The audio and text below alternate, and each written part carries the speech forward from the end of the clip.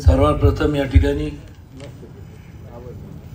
मी व्यक्तिशः माझ्या वतीने व्यासपीठावरती उपस्थित सर्व मान्यवरांच्या वतीने आणि समोर बसलेले आपण सर्व लोकशाहीतल्या राजांच्या वतीने छत्रपती शिवाजी महाराजांना विनम्र अभिवादन करतो। आज या ठिकाणी आवर्जून माझं पाठबळ देण्याकरता, माझं मनोबल वाढवण्याकरता, मला स्फूर्ती देण्याकरता आज या ठिकाणी आवर्जून उपस्थित असलेल्या आमदार फरांदेताई, या व्यासपीठावरती उपस्थित असलेले ज्येष्ठ नेते किसन शेठ, नुकतंच ज्यांचं आगमन होणार आहे असे DM भावळेकर, श्रीमती विमलताई पार्टे, श्री संतोष आखाडे, संदीप भाऊ साळुंके, रवींद्र भाऊ कुमारदे, कुमार शिंदे, दिलावर भाई भगवान, रुपेश बगाडे, संभाजी भिलारे, शरद भावळेकर, अशोक ढेबे आणि या ठिकाणी उपस्थित सर्व भारतीय जनता पक्ष आणि शिवसेना, एकनाथ शिंदे गट, अजितदादांची राष्ट्रवादी, त्याचप्रमाणे आठवले साहेबांचा RPI गट, रासप, शेतकरी संघटना आणि सर्व मित्र पक्षाचे पदाधिकारी, उपस्थित सर्व या ठिकाणी आजी माजी नगरसेवक, आजी माजी सर्व जिल्हा परिषद आणि पंचायत समिती सदस्य, उपस्थित सर्व ज्येष्ठ श्रेष्ठ वडीलधारी मंडळी, माता भगिनी आणि माझ्या तरुण मित्रांनो,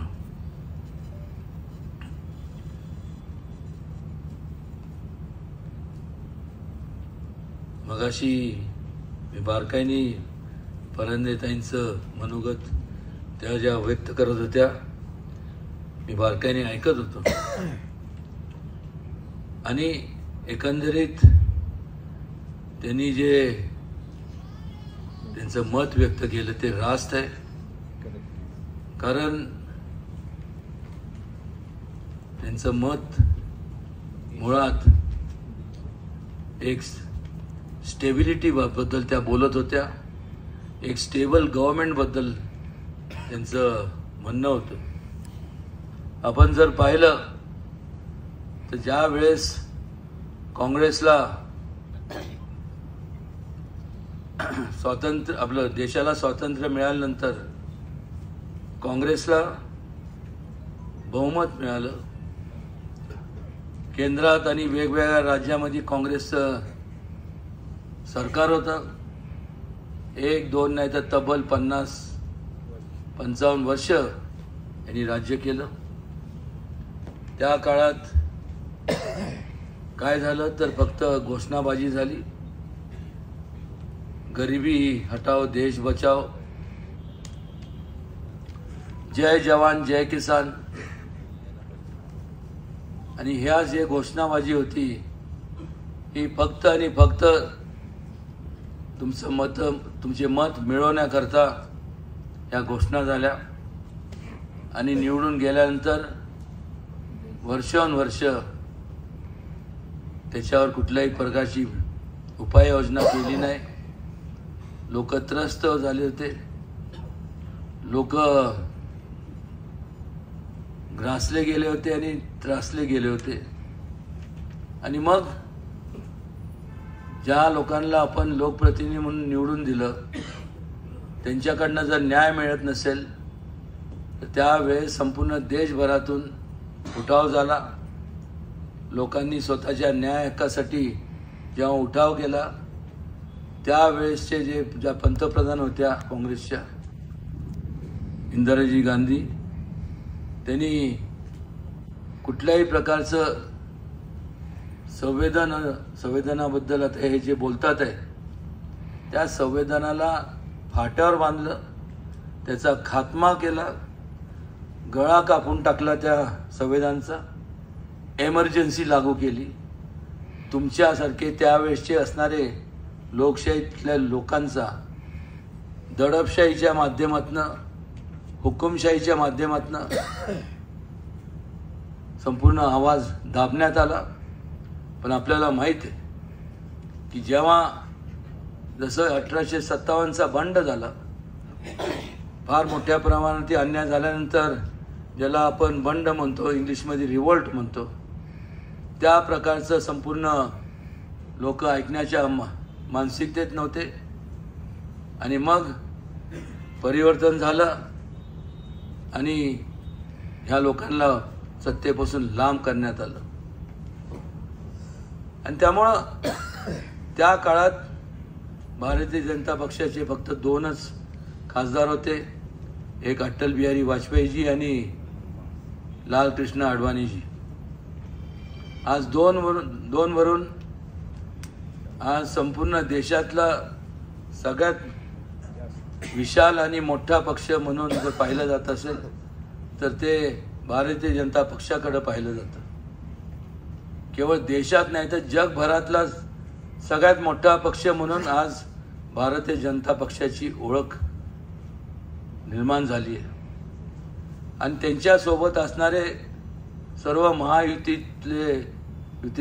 युतीचे सर्व मित्रपक्ष, त्यांच्या माध्यमातून मगाशी ताईंनी उल्लेख केल्याप्रमाणे जे 55 वर्षामध्ये झालं नाही ते गेल्या 10 वर्षामध्ये संपूर्ण आपल्याला वस्तुस्थिती पाहायला मिळेल. घोषणा त्यांनी केल्या, गरिबी हटाव देश बचाव, पण त्या अंमलात आणल्या भारतीय जनता पक्ष आणि महायुतीने. त्याचबरोबर जवानांच्या बाबतीत घोषणा झाल्या, किसानांच्या बाबतीत झाल्या, म्हणजे शेतकऱ्यांच्या बाबतीत झाल्या. त्यांच्याबद्दल योजना राबवण्याचं काम जर कोणी केलं असेल, त्यांना उंचवण्याचं, जीवनमान त्यांचं उंचवण्याचं काम जर कोणी केलं असेल तर भारतीय जनता पक्ष आणि महायुतीच्या माध्यमातून झालं. हे केव्हा होतं? जेव्हा आपल्याला लोकांबद्दल एक प्रकारचं मनापासून वाटतं की लोकांनी आपल्यावर विश्वास ठेवला आहे आणि त्यांचं आपल्याला आपलं कर्तव्य आहे. आणि ते कर्तव्य म्हणजे काय की त्यांच्या विश्वासाला पात्र राहणं हे आम्ही आमचं कर्तव्य समजतो. आणि त्यामुळं मायक्रो प्लॅनिंग, मायक्रो प्रोसेसिंग, बारकावे प्रत्येक बाबतीचे, महिलांचं सक्षमीकरण असेल, त्याचबरोबर यूथ एम्पॉवरमेंट असेल, सायन्स अँड टेक्नॉलॉजी असेल, स्पोर्ट्स असेल, त्याचबरोबर इन्फ्रास्ट्रक्चर असेल, वेगवेगळ्या क्षेत्रामध्ये हा देश कसं पुढं जाईल, या संपूर्ण देशातल्या तरुणांना स्कोप कसं वाढायला, स्कोप कसं मिळेल. आज जरी लहान असले तर कधी ना कधीतरी मोठे होणार.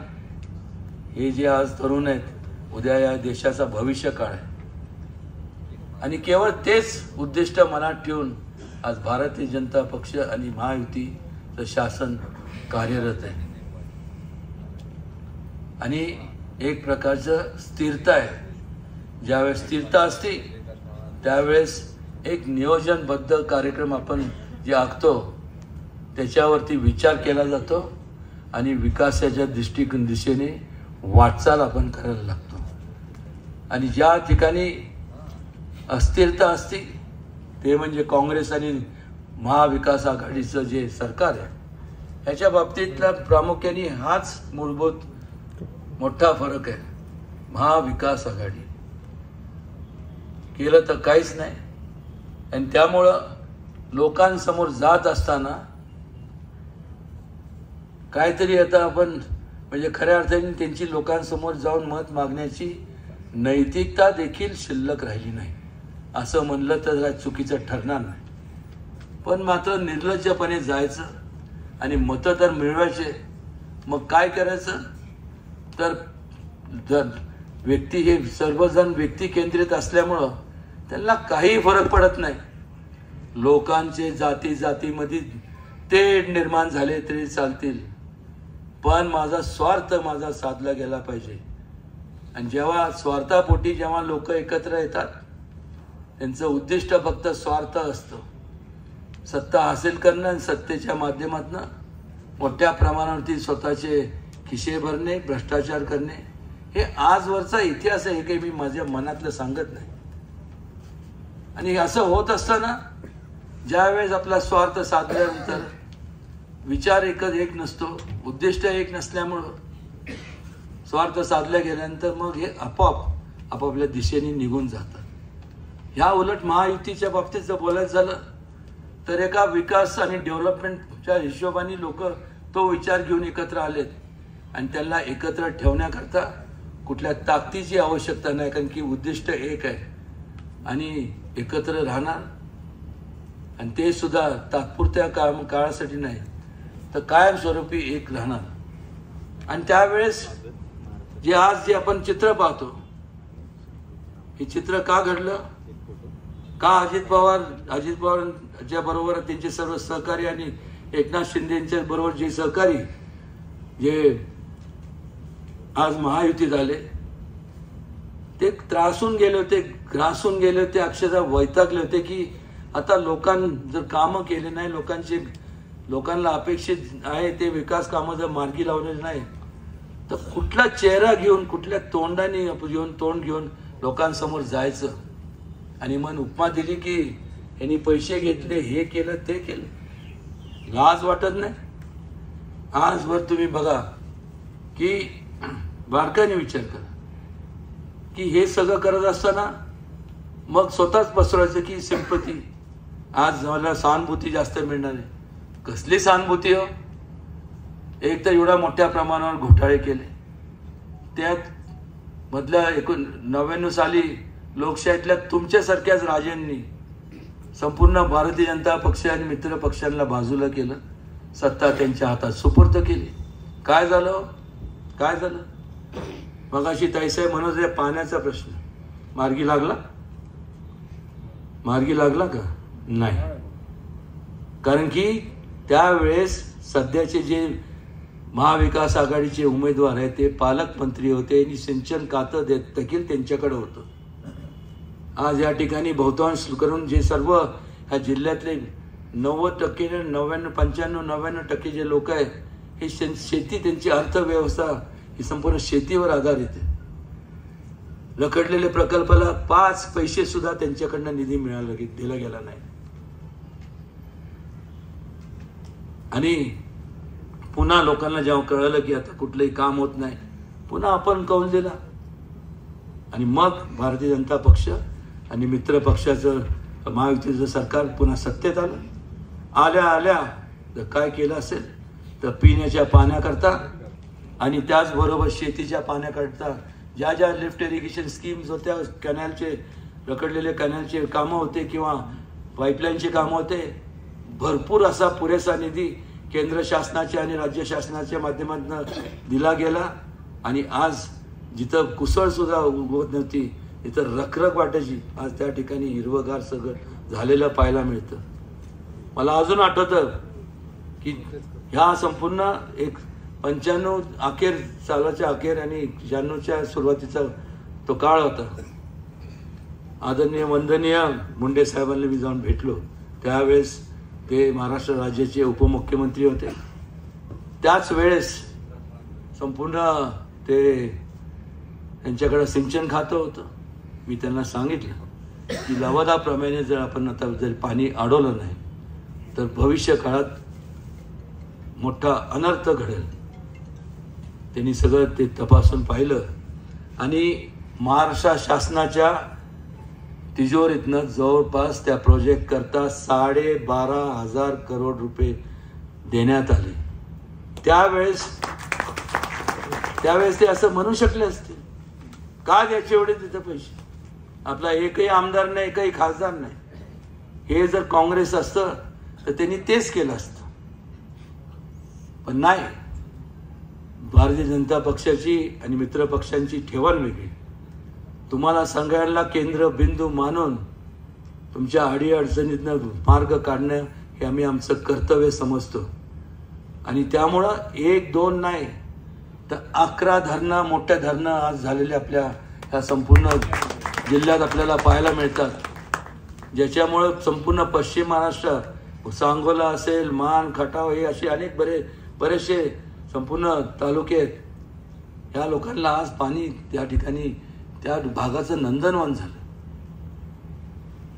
विचार करण्यासारखी गोष्ट आहे. समजा ते झालं नसतं तर तुम्ही काय आता काय म्हणता, तुम्ही ताईसाहेबांना सांगितलं ना पाण्याचा प्रश्न आहे, कसं सोडवलं असतं तुम्ही.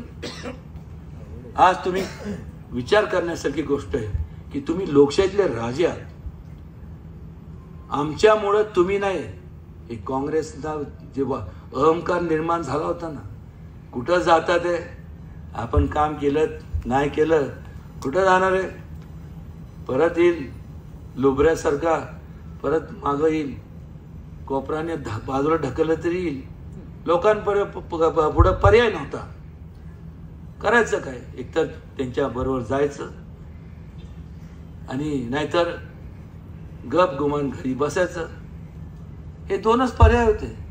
आणि वेगळं काय जर समजा प्रतिकार करायचं, आंदोलन करायचा प्रयत्न केला तर तुम्हाला माहिती आहे तो काळ कसा होता.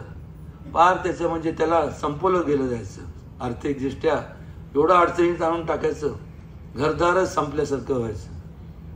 ह्या प्रकारचं संपूर्ण हे होत होतं का नाही त्या वेळात तुम्ही मला सांगा, हो का नाही मला सांगा, ऐकू द्या. पण भारतीय जनता पक्षाच्या माध्यमातून आज पर्याय मिळाला, सक्षम पर्याय मिळाला.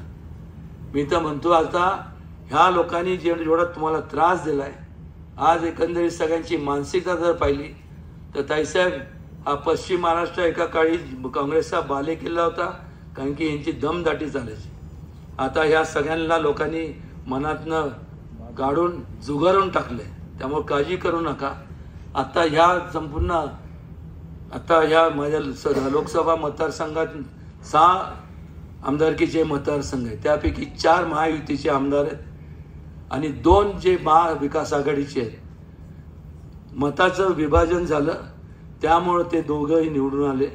पुढच्या जेव्हा आता खासदारकीला तर विषय संपलाय, फक्त जी प्रक्रिया म्हणजे काय त्याला म्हणतात फॉर्मॅलिटी, औपचारिकता राहिली आहे. मतदान 7 तारखेला करायची आणि 4ला काय जे असेल तो निकाल लागणार तो लागल्याच जमाय. पण हे मी ओव्हर कॉन्फिडन्सनी बोलत नाही, कारण सांगतो आपल्याला, मी कधी कोणाला कमी लेखत नाही. पण 3-4 महिन्यानंतर ज्यावेळेस आमदारकीच्या निवडणुका जाहीर होतील त्यावेळेस, आता 4 आहेत पण त्यावेळेस निकाल लागल्यानंतर 6च्या 6 हे महायुतीचे आमदार आपल्याला पाहिजे. लोकांचं म्हणणं काय, लोक पत्रकार मला विचारतात की तुम्ही आता राजघराण्यात जन्माला, हो मागच्या जन्मी थोडंसं किंचित माझ्याकडनं पुण्यकाम घडलं असावं म्हणून एवढ्या मोठ्या घराण्यात हा मला योग आला. ही स्वतःला नशीबवान समजतो. योगा माझ्या ठीक आहे, कोणी पण असू शकलं असतं. आणि ज्या घराण्यांचा वारसा सांगत असताना त्याचा वसा पुढं घेऊन जाताना मला भान आहे कसं वागायचं, लोकांना कसं लोकांची जपणूक करायची. मी घराच्या नावावरती कधी मला कोणी सांगू द्या, मी कधी मतं मागितले नाही. मी मतं मागितलेत, मी माझ्या कार्य लोकांसमोर त्यांची सेवा केली. ते पुढं सांगितले की मी काय शोभेचा हत्ती म्हणून तुम्ही मला निवडून द्या म्हणून आलेलं नाही. या 5 वर्षाच्या कालावधीमध्ये ह्याच्या अगोदर तर भरपूर हे संपूर्ण जर आता तक्ता काढला पहिल्यापासून 30 वर्षाचा तर अनेक कोट्यावधी रुपयाचे कामं झाले. पण ह्या 5 वर्षात आम्ही जाहीरनामा दिलाय, सुमारे 10,000 कोटीचे कामं आपण ह्या जिल्ह्यासाठी आणले. आणि मग सांगण्यात येतं की कॉलर उडवतात. हो उडवतो, काय प्रॉब्लेम काय, माझी कॉलर. आणि कॉलर कधी उडवतो.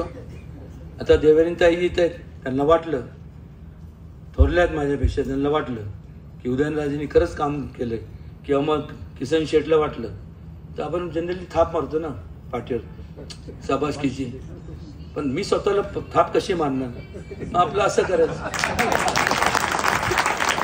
कारण ज्या वेळेस माणूस असंच बसलो होतो, आपल्याला सांगतो एक किस्सा म्हणून सांगतो की कास माझं आवडतं ठिकाण तैसेड, सुंदर ठिकाण आहे, संपूर्ण फॉरेस्ट एरिया आणि वाईल्ड लाईफ भरपूर आहे. असंच गेलो होतो तिथे जेवायला पिकनिकला गेलो होतो. असंच निघालं, विषय निघाला हॉलिवूडचा आणि विषय निघाला बॉलिवूडचा. मग बोलता बोलता मी म्हणलं हॉलिवूड बॉलिवूड जर असलं तर पॉलिटिक्स मग पॉलिवूड आहे म्हणलं, आणि पॉलिटिक्स पॉलिवूड आहे. हॉलिवूडमध्ये रिटेक सुद्धा चुकीचं असं ॲक्शन केलं तर हे होतं ना, म्हणजे रिटेक घेऊ शकतो. बॉलिवूडमध्ये रिटेक, पण बॉलिवूडमध्ये रिटेक नाही. जे आपण करतो, आमचे जरी माझे स्वतःचे 2 डोळे जरी असेल तर असंख्य माझे लोकांची नजर माझ्याकडे आहे, देवयानीताईंकडे आहे. त्यामुळे वागत असताना लोकांचं हित जोपासत असताना आम्हाला भान आहे आम्ही कुठल्या पद्धतीने वागावं, आणि त्यामुळे नो रिटेक. तेव्हा सगळ्यात जास्त महत्त्वाचं जर मग ते काय म्हणतात ऑस्कर अवॉर्ड जर द्यायचं झालं तर कोणाला दिलं गेलं पाहिजे? आम्हाला तर व्यासपीठावर ते आम्हीच दोघंच आहोत, आम्हाला दोघांना दिलं पाहिजे का नाही, असं आहे. आणि जर समजा आम्ही दोघं हॉलिवूडमध्ये गेलो तर बाकीच्यांची म्हणून त्यांना आपलं चान्स देते. झाला जरा चेष्टेचा भाग. पण मग सांगण्यात आलं की कॉलर उडवतात. माझी कॉलर, मी कॉलर फाडीन तोडीन, काय प्रॉब्लेम काय. म्हणतात सकाळी उडवतात, रात्री पण उडवतो. हो, सकाळी उडवतो, दुपारी उडवतो, पहाटे उडवतो, रात्री उडवतो. पैजामा कुर्ता असतो त्याला पण कॉलर असते, झोपेत पण आज सवय लागून गेली. पण मला कॉलर म्हणजे लोकांचं चांगलं काम करतो म्हणून मला कॉलर उडवायची सवय लागली आहे. आणि हे भ्रष्टाचार करतात म्हणून ह्यांना भ्रष्टाचार करण्याची सवय लागली आहे. 16,80,000 संपूर्ण ह्या मतदारसंघात मतदार आहेत, आणि त्यातनं संपूर्ण नवस केला असेल संबंधित यशवंत विचाराच्या व्यक्तींनी, की संपूर्ण एवढा नवस केला आणि पूजापाठ केली, आणि त्यातनं 16,80,000 मधनं असा एक उमेदवार शोधून काढला. म्हणजे एक चारित्र्य संपन्न सुद्धा व्यक्ती यांना मिळालं नाही. मग मला लोक पत्रकारांनी विचारलं ह्याच्याबद्दल तुम्हाला काय म्हणायचं. मी तर म्हणलं मी तिरस्त म्हणून एवढंच म्हणेन की जर निवडलं असेल की त्यांच्या आजूबाजूला तसेच लोक असणार, आणि मग तशी असेल तर मग त्यातनं निवड करताना ह्याची करायची त्याची करायची कोणाची करायची. मग लकी ड्रॉ असतो ना, चिठ्ठ्या टाकायची आपल्या त्या भागातले कोण असतील ते काढली, ती लागली यायची. ज्या माताडींच्या जोरावर संपूर्ण त्यांना भान राहिला नाही की संपूर्ण ह्या संपूर्ण ताईसाहेब हा जरी निसर्गरम्य परिसर असला कुठला, हा संपूर्ण तापोळा खोरं, त्यानंतर महाबळेश्वर, पाचगणी आणि तुमचं जावळी, पाटण, पण इथल्या लोकांच्या व्यथा काय वेगळ्या आहेत.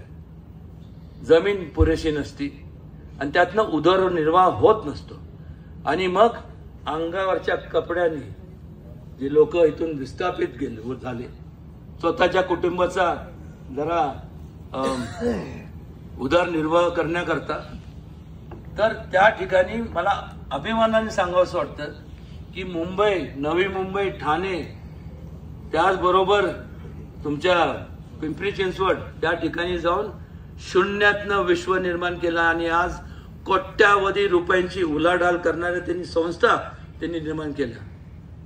उदाहरण जर आपल्याला पाहायचं तर माझे स्टार मतदार जे आहे, मतदान करणारे मतदार म्हणजे एकनाथजी शिंदे साहेब आहेत.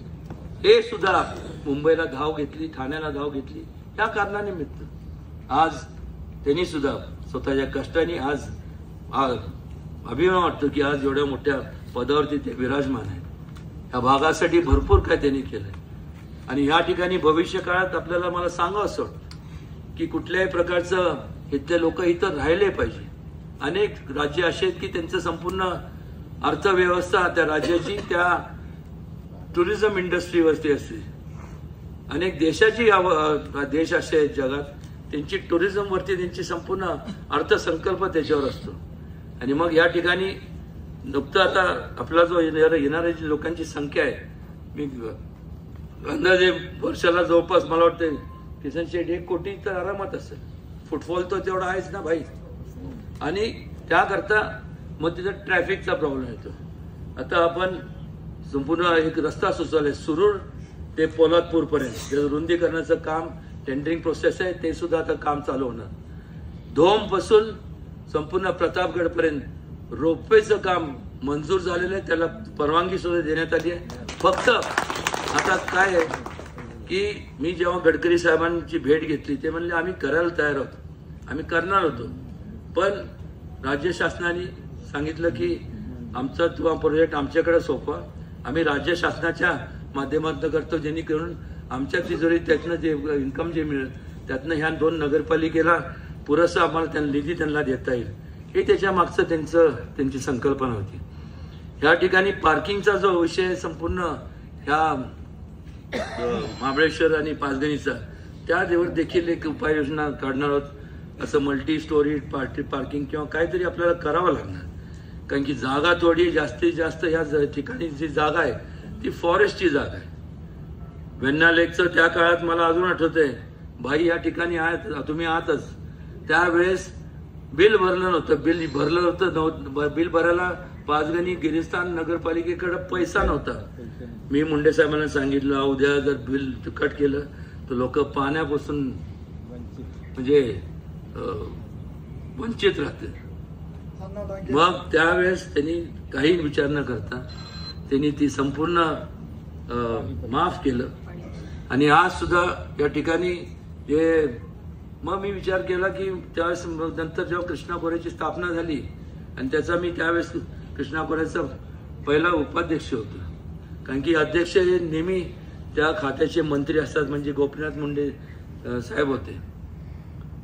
तर मग विचार काय केला की आज महाबळेश्वर पाचगणी साधारण 12-13 किलोमीटर म्हणजे अंतर आहे, आणि त्या ठिकाणी असणारी जी वेण्णा नदी आहे, वेण्णा नदीवरती धरण त्याची हाईट आम्ही वाढवली, आणि मग ग्रॅव्हिटीने संपूर्ण पाणी हे संपूर्ण महाबळेश्वर पासून रस्त्यात पाचगणीपर्यंत जेवढे गावामध्ये आहेत त्यांना मिळतं. आता मगाशी उल्लेख केला गेला की पाण्याचं संपूर्ण हे, त्या बाबतीत निश्चितपणे आपण निवेदन द्या, त्याचा पाठपुरावा करून त्याच्यातनं जो काय मार्ग तुम्हाला अपेक्षित आहे तो काढला जाईल, ह्या ठिकाणी मी त्याचं वचन देतो. त्याचबरोबर संपूर्ण इथं शिवाजी महाराजांचं स्मारकाबद्दल सुद्धा मागणी आहे, इथं सुशोभीकरणासाठी मागणी आहे. वेण्णा लेकचं सुशोभीकरणाचं काम चालू आहे. या सगळ्या आणि अनेक वॉटर स्पोर्ट्स आपल्याला निर्माण करायचे, जेणेकरून जास्तीत जास्त लोक अजून टुरिस्ट पर्यटक कसे या ठिकाणी येतील. नाईट सफारी आपण करू शकतो, बऱ्याच करण्यासारख्या गोष्टी आहेत. हे करत असताना ह्याला केवळ मला निवडून देण्याकरता तुमची साथ तर मला हवीच आहे, पण ते तुमचं मत तुम्ही मला देणारच, पण ते जे मत आहे त्याच्या ते देऊन तुमची जबाबदारी संपत नाही हे लक्षात घ्या. जबाबदारी तुमची वाढती. हे टीम वर्क आहे, कारण की तुमचं बटन दाबून जे मत आहे त्याच्या एवढंच किंवा त्याच्यापेक्षा महत्त्वाचं माझ्या दृष्टिकोनातून जर काय असेल तर तुमचं वैचारिक मत आहे, तुमचे सजेशन, तुमच्या सूचना ह्या लाख मोलाच्या आहे. कारण की ज्या ठिकाणी तुम्ही राहता त्या ठिकाणच्या तुमच्या जे काही अडीअडचणी आहे तिथं सुशोभीकरण करायचं का, तिथं आपल्याला कुठं बंधारा घालायचं आहे की, हे सूचना तुमच्याकडे आल्यानंतर एक प्रकारचं टीमवर्कच्या माध्यमातून वेगाने आपण काम करू शकतो.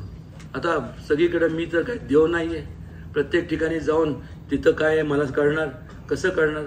तुम्ही सांगितलं, तुम्ही सूचना दिल्या, तुमची निवेदन दिल्यानंतरच मला समजणार, आणि त्याच्यावरती तुम्हाला विश्वासात घेऊन संपूर्ण अंमलबजावणी केली जाईल. मी आजवर तुम्हाला माहीत आहे मी कधी राजकारणात असून कधी राजकारण केलं नाही. केलं तर समाजकारण, आडवा आणि जिरवा हे पाहण्याबाबतीतच केलं. पण मात्र इतरांसारखं आडवा आणि जिरवा कधी माझ्याकडनं होणार नाही, मला जमणार नाही. या उलट ज्या ज्या वेळेस तुम्हाला माझ्याकडनं जे म्हणून विकास कामांच्या बाबतीत, तुम्हाला चांगल्या कामांच्या बाबतीत तुम्हाला सहकार्य तुम्ही सहकार्य हवा असेल, तेव्हा एक वडीलधारी लोकांना एवढंच सांगेन की तुमचा मुलगा या नात्याने, माता भगिनींना एवढंच सांगेन तुमचा भाऊ या नात्याने आणि तरुणांना तुमचा एक मित्र या नात्याने कधी मला हाक मारा. मी जरी ह्या राजघराण्यात जन्माला आलो असलो म्हणजे आहे, पण माझं संपूर्ण म्हणजे मी काय फार मोठा सुपरमॅन असं काही नाही आहे. जसं तुमचे 2 डोळे माझे तसे 2 डोळे, नाक 1, कान 2. त्यामुळं माझे जसे 5 बोटं एकसारखे नसतात, प्रत्येकाचे विचार वेगवेगळे असतात. तर माझ्याकडनं अनुदानाने कधी काय चूक जर घडली गेली असली तर मला तुम्ही सांगितलं पाहिजेत. ह्यालाच खरी मैत्री म्हणतात. आणि तुमचं सहकार्य हे भविष्य काळात हे काम करत असताना निश्चितपणे लागणारच, आवश्यक आहे. एवढंच. आणि त्यातनंच वेगाने संपूर्ण या भागाची, या परिसराची मोठ्या प्रमाणावरती आपण प्रगतीच्या मार्गाने जाऊया. आज या ठिकाणी आपण आमच्या विनंतीला मान देऊन आपण आपला बहुमोल वेळ खर्च करून या ठिकाणी आपण आल्याबद्दल मनापासून मी व्यक्तिशः माझ्या वतीने, फरांदेताईंच्या वतीने, उपस्थित सर्व मान्यवरांच्या वतीने आपल्या या ठिकाणी स्वागत करतो. आल्याबद्दल आपल्याला आभार पण मानतो. धन्यवाद.